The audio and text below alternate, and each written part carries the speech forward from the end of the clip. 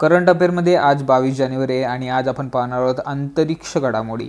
बघा 2047 जे अवकाश क्षेत्रातील उद्दिष्ट आहे इस्रोचे, त्यासाठी त्यांनी सूर्या रॉकेट हा रॉकेट बनवायला आता तयारी चालू केलेली आहे, प्रिपरेशन चालू केलेली आहे। यालाच नेक्स्ट जनरेशन लॉन्च व्हेकल असं सुद्धा नाव दिलं गेलेलं आहे आणि हे भारताचे 7वे प्रक्षेपक बोलता येईल आपल्याला किंवा 7वे मोठे एक रॉकेट आहे आणि हे भारताचे सर्वात शक्तिशाली रॉकेट आहे। जर तुम्हाला असं कोणी विचारलं की भारताचं आजपर्यंतचं सर्वात शक्तिशाली रॉकेट कोणतं, तर सूर्या रॉकेट हे त्याचं उत्तर येईल।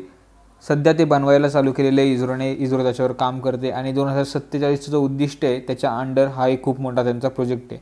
या रॉकेटमध्ये टप्पे किती असणार बघा, तर 3 टप्पे असणार। म्हणजे बघा जेव्हा रॉकेट लॉन्च होतं तेव्हा एका विशिष्ट डिस्टन्सवर गेल्यावर एक पार्ट त्याचा बाहेर म्हणजे वेगळा होतो, नंतर पुढचा पार्ट पुढचं जे त्याचं डिस्टन्स असतं ते कव्हर करतो आणि नंतरचा पार्ट असतो। तर असे याचे टोटल 3 टप्पे असणार आहेत या रॉकेटचे। या रॉकेटची उंची किती आहे तर 93 मीटर या रॉकेटची उंची आहे, रुंदी आहे 5 मीटर। किती इंजिनचा समावेश आहे तर 9 इंजिनचा या रॉकेटमध्ये समावेश आहे आणि लॉन्च पॅड कुठे असणार आहे तर श्रीहरिकोटा। हा खूप महत्त्वाचा MCQ तुम्हाला विचारला जाऊ शकतो की भारताच्या सर्वात शक्तिशाली रॉकेट सूर्या याचं लॉन्च पॅड कुठे आहे, तर तुम्हाला उत्तर देता आलं पाहिजे श्रीहरिकोटा येते। याचं वजन जवळजवळ तुम्ही पकडून त्याला 1000 टन आहे, म्हणजे 1094 टन याचं वजन आहे। प्रोजेक्टचे डिरेक्टर कोण आहेत म्हणजे संचालक जे प्रोजेक्ट लीड करत आहे हे सुद्धा खूप इम्पॉर्टंट नाव आहे, S शिवकुमार।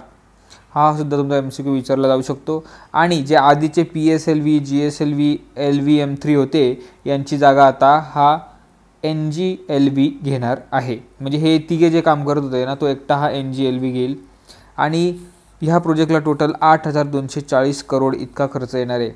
आता 2035 पर्यंत हा प्रोजेक्ट डेव्हलप झाल्यानंतर काय ध्येय गाठता येईल तर अंतराळ स्थानक पूर्ण करण्यासाठी याचा 2035 पर्यंत वापर केला जाईल।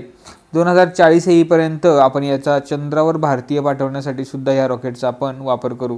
आणि किती टनचे उपग्रह हा रॉकेट नेऊ शकतो म्हणजे याची वाहन क्षमता किती आहे तर बघा पृथ्वी नजीक म्हणजे आपल्या अर्थच्या ॲटमॉस्फिअरच्या नजीक जवळजवळ 300 टन हा रॉकेट वाहून नेऊ शकतो, म्हणजे 300 टनचा उपग्रह वाहून नेऊ शकतो सॅटेलाईट।